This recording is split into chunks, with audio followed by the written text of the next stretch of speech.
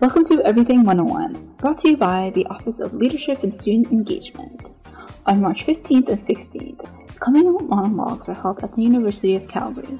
Over these 2 days, we were able to interview over 20 people for an episode we like to call Coming Out 101. Welcome to Everything 101, brought to you by the Office of Leadership and Student Engagement. Today, we will try and discover what leadership is from the standpoint of University of Calgary students and alumni. Here are your hosts, Jamie Everett and David Gazzardi. What do these examples all have in common? The Tank Man from Tiananmen Square, the Dagenham girls, who were one of the first to fight for gender equality, and students at Harvard who protested against the wages of caretakers because they were getting paid less than minimum wage, and finally, a student asking another student after their presentation a question because no one else will. Today we are talking Graduating 101. So as many of you know, graduating is probably one of the most worrisome moments in a student's life. The what-ifs, the how-tos geared towards graduating and everything else are always in our minds. Welcome everyone again to Graduating 101, where we will talk about some of these how-tos and what-ifs. Basically, we have 6 people here today, and we're going to go around the table really quick and introduce ourselves. All right, you guys, I want to hear your name, your background, and your favorite song right now. With Connor Grennan, founder of Next Generation Nepal and the book Little Princes.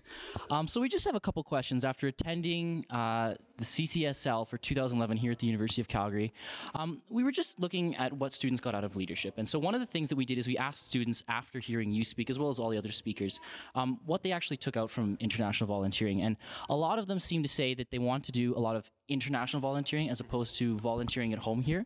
And we're just wondering, is that the hope that you're having for the students, or perhaps is there maybe a better route for them, just in that taking nothing away from what you're doing abroad, there are a lot of injustices here in Canada and the United States, developed countries. We also just have a quote here. It's by Charles C. Noble, and he was quoted once as saying, "You must have long-range goals to keep you from being frustrated by short-range failures." What advice can you give for young leaders based on your experiences of this, and was there ever a point that you felt that Next Generation Nepal wouldn't work?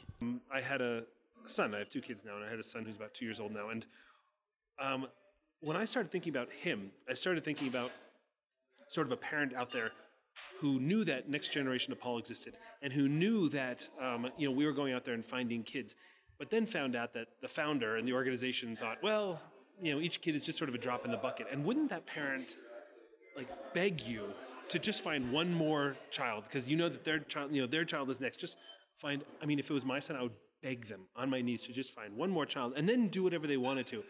And that really started to change me. We call it a drop in the bucket.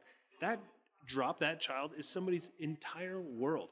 And so when we think about changing the world, we're not thinking about literally shifting continents around. We're talking about changing, the world is just made up in our own collective kind of consciousnesses. That's our world. And when we change the world, if you change one person's world, if you sort of rescue somebody's child, that's changing that person's world completely.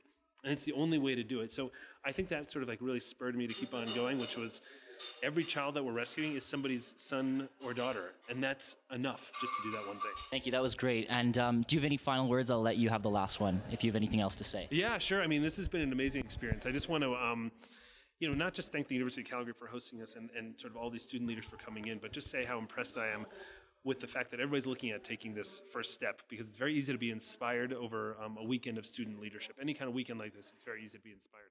Madeline Hardy, Alicia Bray, Tegan Blondin, Kat Barrett, John McKenzie, Julie Phillips, graduated with a degree in Communications Studies, Bachelor of Arts. I'm a Communications Coordinator at the Haskayne School of Business at the University of Calgary. Ty Mills and Tyler Moa. You are a leader no matter what you are, or what position in life you are. You're impacting people. You say hi to somebody, you make their day. You're a leader in that aspect. Thanks again for listening to our podcast, Everything 101. We would like to thank all the staff at Alumni Relations and the Office of Leadership and Student Engagement for their continued support. A big thanks to David, Daniel, Jamie, Braden, Padmila, and Frishta for producing the podcast, and the Media Hub crew. If you're looking to get more involved in social media or in any other volunteering initiatives, please drop by the Office of Leadership and Student Engagement on the 4th floor of McEwen Hall, or drop by the Alumni Relations Office on the 1st floor of the TFDL Finally, thank you, the listeners, from the bottom of our hearts.